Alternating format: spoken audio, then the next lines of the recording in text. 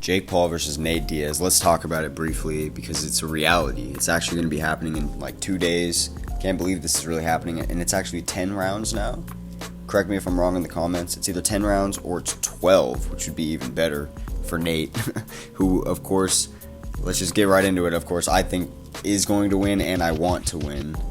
I'm not going to lie, it looks like Paul is officially on the sauce or something. I'm going to show you some pictures later in the video here in a couple of seconds, and you're going to be able to see them from the first press conference all the way till about, I think it was yesterday or today, with their last press conference right before the fight.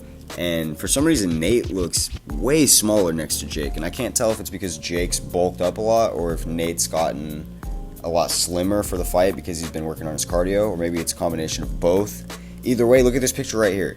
Nate Diaz looks about the same size. I know it's also the camera angle, but you can see it from different shots. He looks about the same size, if not bigger.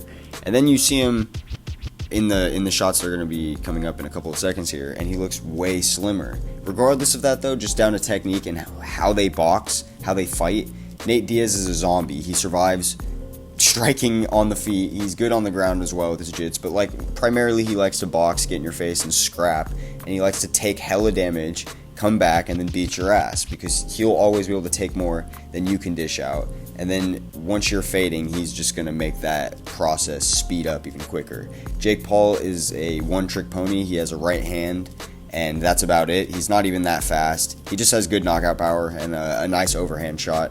So if Nate, who is a vet of the game, can look out for the jab, fake to the body, overhand, I'm sure he's going to be able to get this fool out of here in like the 7th round. If Jake can make it to the 7th round, I'd be impressed. He's shown decent skill against Anderson Silva, Tyron Woodley, etc. But then look, when he fights one real boxer who's half decent in Tommy Fury, he folds and he loses. And now he tries to wipe that from his existence. Like, I don't ever hear him talking about that at all. And I know some of you will argue, oh, well, why would you want to talk about your losses? Yeah. Of course, but you need to still acknowledge that you lost. You're not the undefeated prospect that you once were.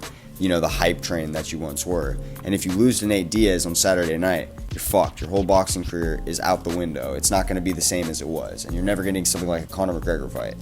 And on top of that, I think as a Nate Diaz fan and as an MMA fan, us MMA fans need Nate Diaz to win this so the Conor McGregor trilogy can be more hype. Because if him and Conor keep going on this path where they're just losing fights, it's bad. It's going to kill all hype for that fight. Nobody's really going to want to see it. We'll tune into it because it's two OGs and vets of the game, and it's the trilogy after all.